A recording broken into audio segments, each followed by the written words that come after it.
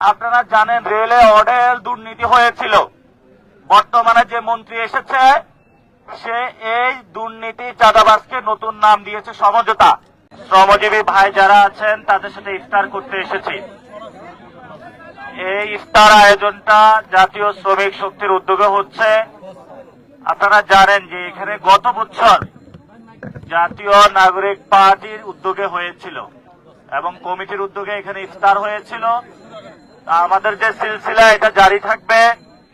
এবার জাতীয় শ্রমিক শক্তির উদ্যোগে এখানে যারা শ্রমজীবী মানুষ রয়েছে তাদের সাথে আমরা 30 দিন ইফতার কর্মসূচি ইনশাআল্লাহ চলবে। আমাদের কেন শ্রমজীবী মানুষদের সাথে এসে ইফতার করতে হচ্ছে, এটার কিছু ব্যাকগ্রাউন্ড আছে। ঢাকা শহরে যারা আমাদের বিশেষত রিক্সাজীবী চালক ভাইয়েরা রয়েছেন তাদের কোথাও যদি ওয়াশরুমের প্রয়োজন হয় সেটা আমরা ব্যবস্থা করতে পারি না। এই জন্য বর্তমান সরকার যারা আছেন আমাদের সাধারণত যারা আমাদের রিক্সাজীবী এবং রিক্সা চালক ভাইয়েরা তাদের জন্য বিভিন্ন জায়গায় ওয়াশরুম ফেসিলিটেশন করা, সাথে সাথে তারা যাতে গোসল করতে পারে। আপনি দেখবেন একজন রিক্সা চালক উনি রাস্তার পাশে ঘুমিয়ে থাকে রিক্সার মধ্যে, তাহলে উনি গোসলটা করবে কোথায়? সাথে সাথে ওনার কোথাও যদি ওয়াশরুম প্রয়োজন হয় সেটাও যেতে পারে না।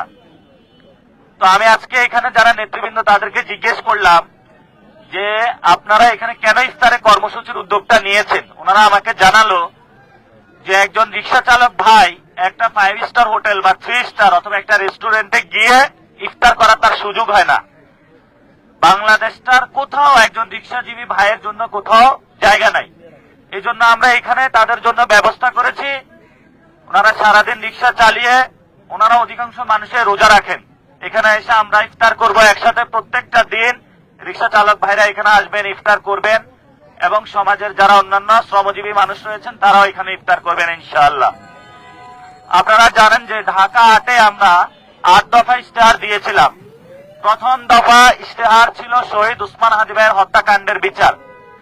আমরা যখন বিচারের দাবিতে মাঠে নেমেছিলাম আমাদেরকে বলা হলো ইলেকশন বানচাল করার উদ্দেশ্য তাদের।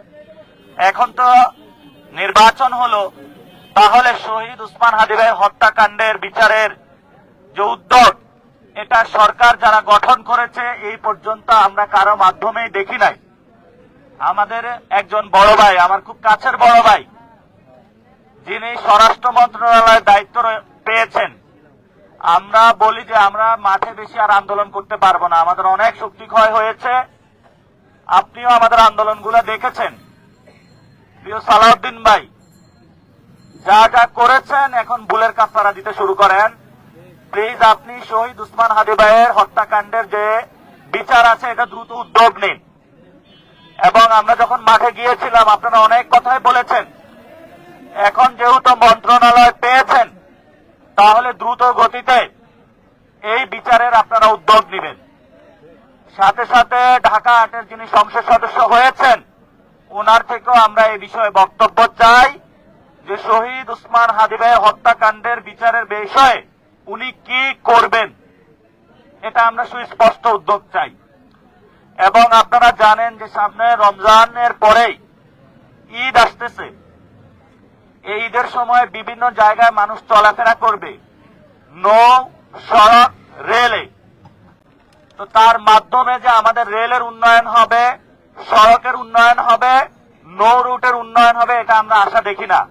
সে বাংলাদেশে চাঁদাবাজিকে স্বীকৃত দেওয়ার চেষ্টা চালাচ্ছে, হালাল করার চেষ্টা চালাচ্ছে। নয়ন রবিউল ইসলাম, সে খুনের মামলার আসামি, তাকে 3টা মন্ত্রণালয় দেওয়া হয়েছে। এখন আবারই সে বাংলাদেশে হলে চাঁদাবাজিকে হালাল করার চেষ্টা চালাচ্ছে।